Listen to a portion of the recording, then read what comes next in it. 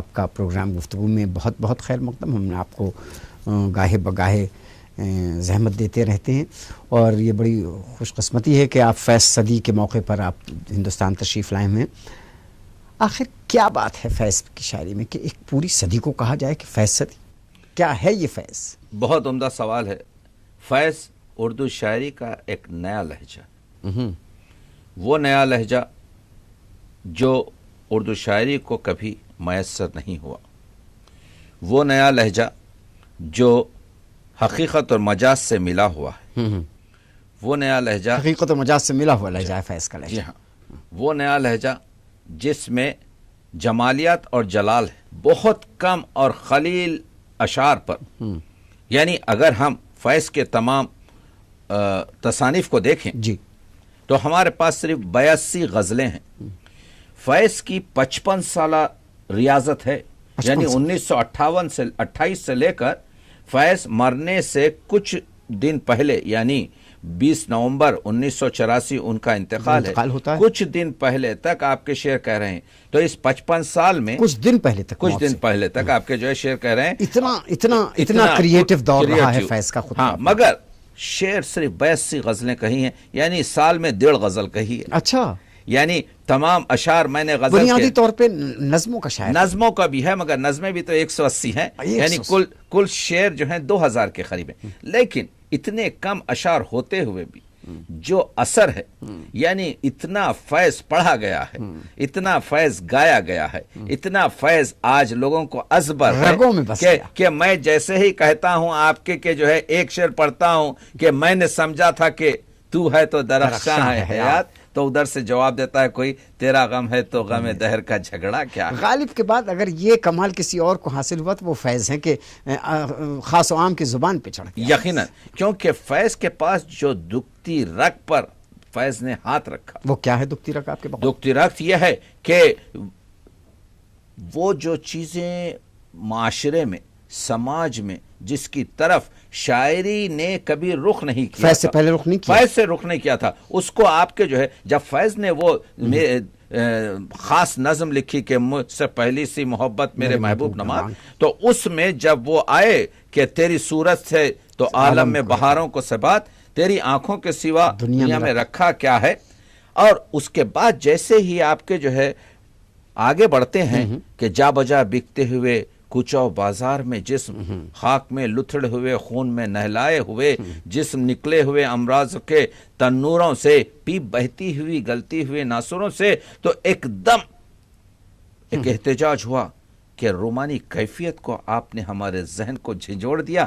یہ کیا بدعت ہے؟ یہ نقادوں نے احتجاج ہوا اس وقت، بہت شدید اعتراض کے اوپر بڑا سخت اعتراض تھا کہ آپ اتنی رومانی شاعری میں اس قسم کے پیپ اور لتھڑے ہوئے اور آپ نے، مگر فیض نے اس کا جو کہا کیا جواب دیا؟ لوٹ جاتی ہے ادھر کو بھی نظر کیا کیجئے، اب بھی دلکش ہے تیرا حسن، مگر جواب دے دیا، جواب دے دیا اپنے نقادوں کو خود اسی نظم میں جواب دے دیا. یعنی کہ فن کی جو ہے آزادی یہ ہے، فن کی آپ کے جو ہے حساسی یہ ہے. یعنی فیض وہ پہلا شاعر ہے اردو ادب کا جو اپنی جو حفظ مراتب طے کیے گئے تھے شاعری کے، ان کی حدوں کو توڑتا ہے اور اس کے باوجود اپنے کو استاد منوا لیتا ہے اور اس کے باوجود ان چار چوبوں سے نکلتا نہیں ہے.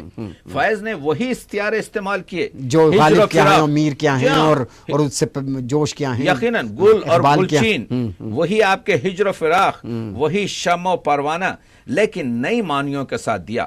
یعنی آپ نے لہجے کی بات کی تھی، فیض کے لہجے میں ایسی کیا خاص بات ہے کہ جس کا ذکر عموماً ہوتا اور خود آپ نے بھی شروعات سے، جب کیا خوبی ہے اس کے لہجے؟ ترقی پسند جو لہجہ تھا وہ بڑا آپ کے سخت لہجہ تھا، گھن گرج کا لہجہ، انقلاب کا لہجہ. وہ تو کہتے ہی تھے کہ بھائی ہم انقلاب لا رہے ہیں اور ہماری شاعری انقلابی شاعری، اس میں گھن گرج تھی، جوش تھے. انہوں نے پوری طریقے سے جیسے آپ کے سیاسی شاعری کو رومانی شاعری پر فوقیت دے دی تھی، انہوں نے پوری طریقے سے جلالیت کو جو ہے جمالیات پر توفیق دے دی تھی.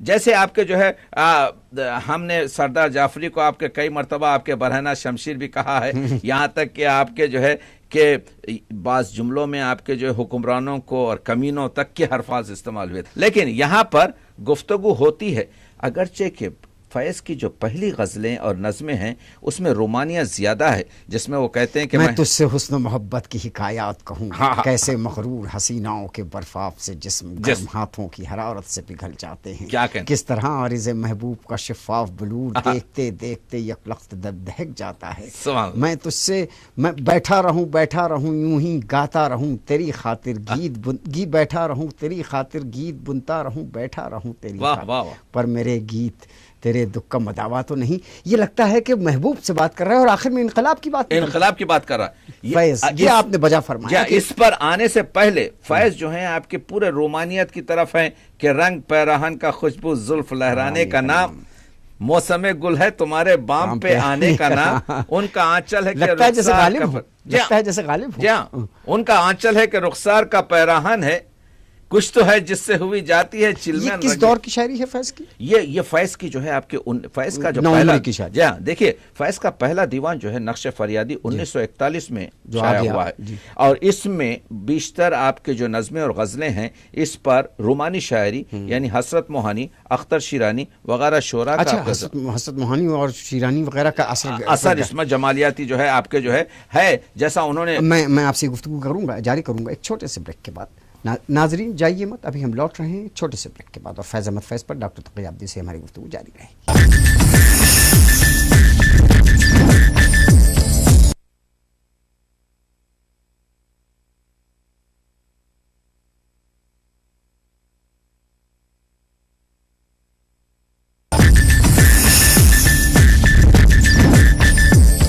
پروگرام گفتگو میں آپ کا خیر مقدم ہے۔ اس وقت ہم بات چیت کر رہے ہیں فیض کی صدی کے تناظر میں ڈاکٹر تقی عابدی سے۔ ڈاکٹر صاحب آپ نے فرمایا کہ اردو کے اساتذہ میں جن کا آپ نام لیتے فیض کی شاعری پر اثر ہے، کون کون ہیں جن کو آپ مانتے ہیں کہ ان پر گہرا اثر رہا؟ دیکھیے خود فیض سے انٹرویو میں پوچھا گیا ہے کہ آپ کی رومانی شاعری پر کس کا اثر ہے، تو فیض نے کہا کہ دیکھیے ہم حسرت موہانی، اول تو اساتذہ میں انہوں نے کہا کہ سودا، اچھا، میر غالب اور انیس کا بھی ایک جگہ نام لیا ہے زبان بندی کے سور، لیکن جہاں پر ان کی جمالیت کا ہے اپنے انٹرویو میں حسرت موہانی، اور ہم جانتے ہیں کہ حسرت موہانی کے پاس ایسے پاکیزہ اور عمدہ ترین شعر ہیں کہ اللہ رے جس میں یار کی خوبی کے خود بخود رنگینیوں میں ڈوب گیا پیرہن تمام، روشن جمال یار سے ہے انجمن تمام، جس کا مطلب ہے دہکا ہوا ہے آتش گل سے چمن تمام، مشہور۔ ہاں تو اب یہ جو تھا 1941 میں جو نقش فریادی آئی اس میں لہجہ ابھی فیض کا مشخص نہیں ہوا تھا، اچھا، لیکن جب ان کی دوسری کتاب آئی آپ کے دست صبا یا اس کے بعد مخصوصاً زندان نامہ جو آیا، کیا کہنا، لیکن وہ جو لہجہ انہوں نے داخل کر لیا تھا، تھا، تو آپ لہجے پہ بات کر رہے ہیں۔ ہم کے ٹھہرے اجنبی کتنی مداراتوں کے بعد، پھر بنیں گے آشنا کتنی ملاقاتوں کے بعد، کب نظر میں آئے گی بے داغ سبزے کی بہار، خون کے دھبے دھلیں گے کتنی برساتوں کے بعد۔ یہ نیا لہجہ ہے ظفر آغا صاحب جو فیض اردو ادب میں پیش کر رہا ہے۔ جی ہاں، جو فیض اردو ادب میں مطلب یہ کمال ہے فیض کا۔ اگر کہا میں کہوں، میں کوئی بڑا نقاد نہیں، کچھ میری کیا بساط، کہ غزل نظم، فن نظم کو غزل کے انداز غزل بنا دینا، یہ فیض کا ہی بہت عمدہ جملہ آپ نے کہا کہ فیض کی نظموں کو میں اتنا تغزل کوٹ کوٹ کر بھرا گیا ہے کہ فیض کی نظمیں جو ہیں غزل نما نظمیں معلوم ہوتی ہیں، جیسے کہتے ہیں کہ وہ کہ تھے بہت بے درد لمحے، تھے بہت بے درد لمحے، تھے بہت بے درد لمحے، ختم درد عشق کے تھی بہت بے درد صبح مہربان راتوں کے بعد۔ یہ آپ دیکھ رہے ہیں کہ یہ چیزیں جو ہیں جس طریقے سے فیض نے اپنی شاعری میں، یہ انقلاب بھی ہے اور یہ عشق انقلاب بھی ہے۔ اصل میں بات یہ ہے کہ فیض انقلاب کے عشق میں ڈوبا ہوا تھا اور اس کو عشق سے کم اور کچھ سمجھتا نہیں تھا۔ اس کے ہاں انقلاب کے معنی خون و خرابہ ہی نہیں تھے، محبت تھی فیض۔ اور وہ جو لہجہ پہلے کا رومانی تھا کہ دونوں جہان تیری محبت میں ہار کے، وہ جا رہا ہے کوئی شمع غم گزار کے، ایک فرصت گناہ ملی وہ بھی 4 دن، دیکھیں ہم نے حوصلے پروردگار کے، وہ تبدیل ہوا۔ دوسرا آپ کے کہ ایک گردن مخلوق جو ہر حال میں خم ہے، ایک بازو قاتل ہے کہ خونریز بہت ہے، खफस है बस में तुम्हारे, तुम्हारे बस में नहीं। खफस है बस में तुम्हारे, तुम्हारे बस में नहीं। चमन में आतिश गुल के निखार का मौसम। लहजा बदल रहा है, लहजा अब फैज़ अब बदल सख्त हो रहा है, रहा है, फैज़ बदल रहा फैज़ के यहाँ है। रंग दस्त बदल सयाद भी आजिज़ है, कफे गुलची भी बुए गुल ठहरी ना बुलबुल की ज़बां ठहरी है। तो आप देख रहे हैं कि हाँ जाम उठाओ कि बयादे लबे शीरीं, ये जहर तो यारों ने कई बार पिया है। वही चीजें हैं, लबे शीरीन है, लबे यार है। वही उर्दू की रवायत वही पूरी रिवायत, पूरी पूरी मौजूद मानी है बदल फैज़ रहे के यहाँ, हैं, मगर मानी- इनकलाब के साथ। इनकलाब के साथ अगर शर है तो यानी भड़के। यानी इनकलाब को फैज़ गजल में बदल दे, गजल में बदल, बिल्कुल सही फरमाया कि तगज़ुल को जो है आंच दे रहे हैं। अगर शरर है तो भड़के, जो फूल है तो खिले, तरह तरह की तलब तेरे रंगे लब में, तरह तरह की तलब तेरे रंगे लब से है। वो तीरगी है रहे बुता में, चिराग रुख है नशम में वादा, किरण कोई आरज़ू की लाओ कि सब दरो बाम बुझ गए। वही वही वही नहीं जला। तस्बीहें, दरो बाम, और देखना। उसको मौजूदा 20वीं सदी की जिंदगी में इनकलाब और इनकलाबी स्पिरिट से जोड़ देना, ये कमाल है ये फैज़। कमाल। और यही ना सिर्फ गजल में बल्कि आप देखिए, मताए लौह कलम छिन गई तो क्या क्या गम गम है है। कि खून दिल में डुबोई हैं उंगलियां हमने, ज़बां पे मोहर लगी है तो क्या के रख दी है, हर एक हल्क़े जंजीर में ज़बां हमने। वो दौर, वो 20वीं सदी का वो दहाइयाँ कि जिसमें इंसान अपने को इतना मजबूर महसूस करे कि आए दिन वो कैद होता रहे, तो यकीन। वो जंजीरों और कैद की सौबतों के आगे भी अपने को किस तरह न झुकाए और किस तरह मजबूर न महसूस करे, वो फैज़ क्या वो जिंदान का आपने जिक्र किया कि हम परवरिश लौह कलम करते रहेंगे, जो दिल पे गुजरती है रकम करते रहेंगे। मैकाना सलामत है तो हम सुर्खी मै से तज़ीन दरो बाम हरम करते रहेंगे।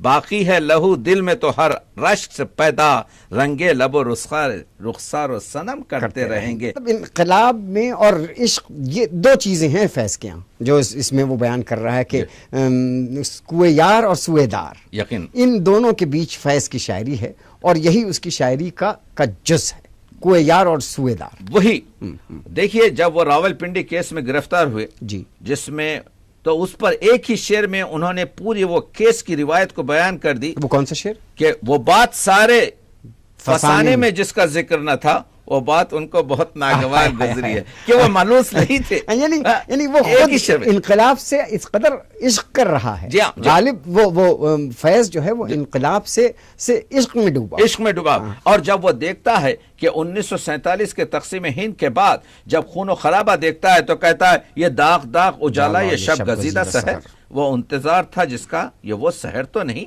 तो आप देख रहे हैं कि किस तरीके से ये चीजें यहाँ पर फैला रहे हैं ये। और यही नहीं, फैज़ के पास एक मरसिया है जो 12 बंद का मरसिया है। फैज़ ने 1965 में कहा, और वो 1976 में उनकी जो तसनीफ है आपके शाम शहर यारान, उसमें शाया हुआ है। ये 12 बंद का 72 आपके मिसरों का अजीब किस्म का 72 मिसरों का है। उसके मिसरे वही आपके जो है, जब पूछा गया था इनसे इंटरव्यू में जंग के कि आपने मरसिया भी कहा, तो उन्होंने कहा हाँ, इसका मौजू से हमारा ताल्लुक़ बनता है, और वैसे भी हमारे जो उस्ताद पितरस बुखारी और ज़ेड बुखारी थे, ये लोग मरसिया की तरगीब भी करते थे।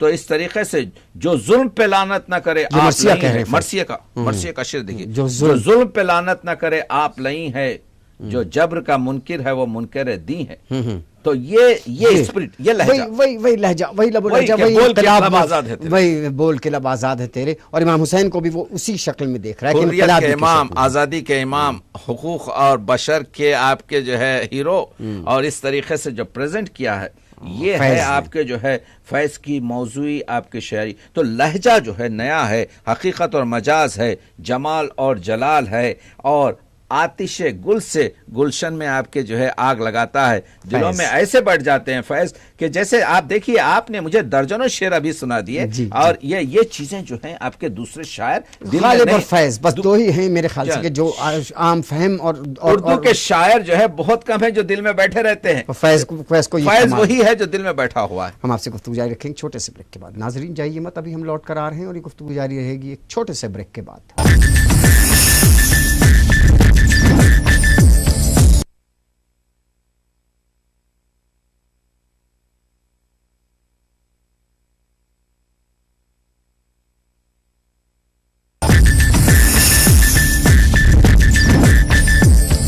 پروگرام گفتگو میں آپ کا پھر سے خیر مقدم ہے. اس وقت ہم بات چیت کر رہے ہیں ڈاکٹر تقی آبدی سے فیض صدی پر.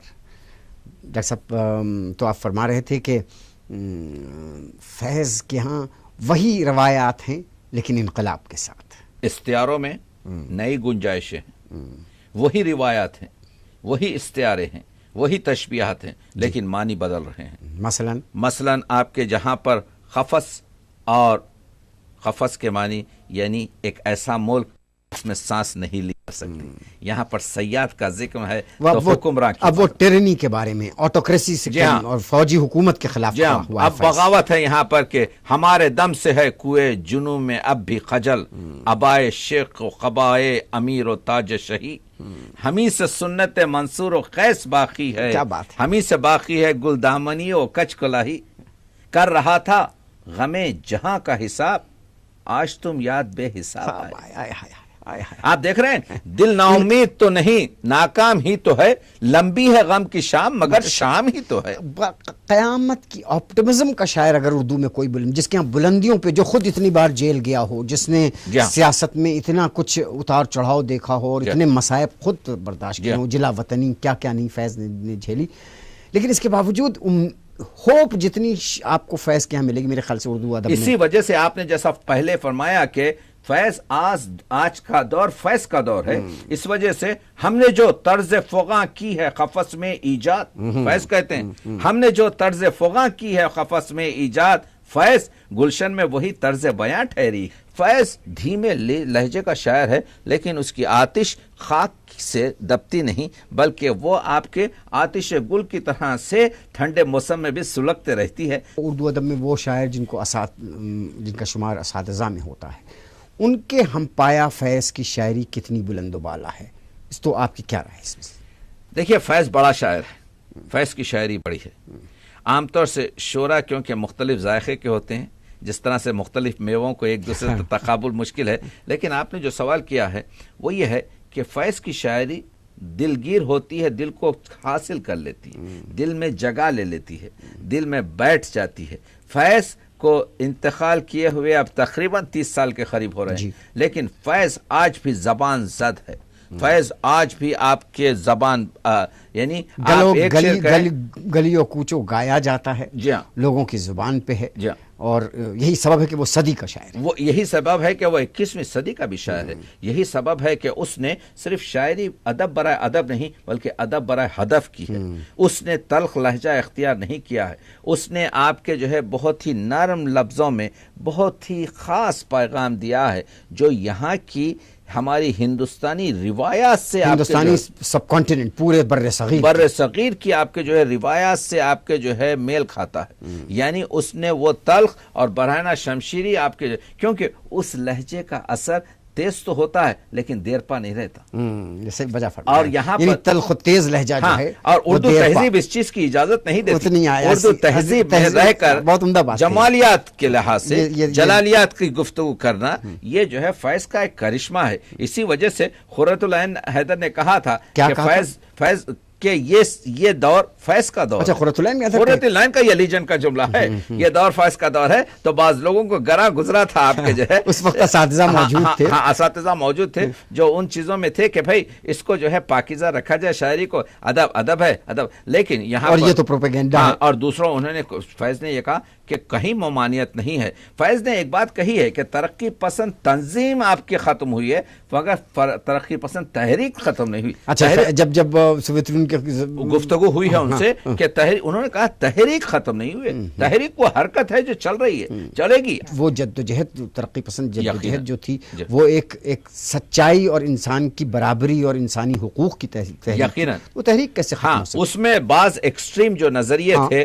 اس کی وجہ سے فیض نے کہا کہ یہ نظریے آپ کے ہمارے لیے مضر ہو سکتے ہیں. تو اس لحاظ سے فیض کو ابھی فیض جیسے غالب نے کہا تھا کہ میں اندلی پہ گلشن ناآفریدہ ہوں، ابھی کچھ دیر ہے کہ سمجھیں گے. اور یہ صدی میں سمجھتا ہوں، اور مخصوصاً اس سال ہم فیض سے بہت ہی فیضیاب ہوں گے اور اردو ادب کو آپ کے پوری طریقے سے اس کا فائدہ ہوگا. فیض ایک عالم بھی ہے، فیض انگریزی کا بھی بہت ماہر ہے.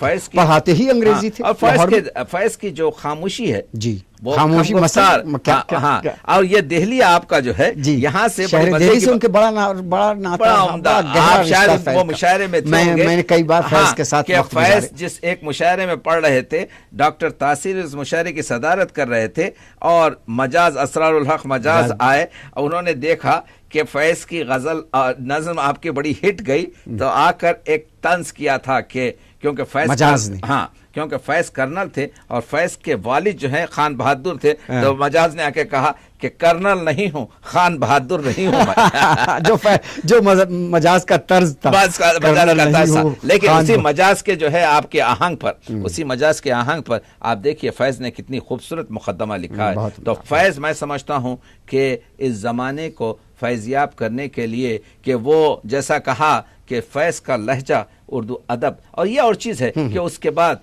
نہ ہوا پر نہ ہوا آپ کے جو ہے میر کا انداز نصیب، ہمارے پاس اگرچہ کہ فیض نے کہا کہ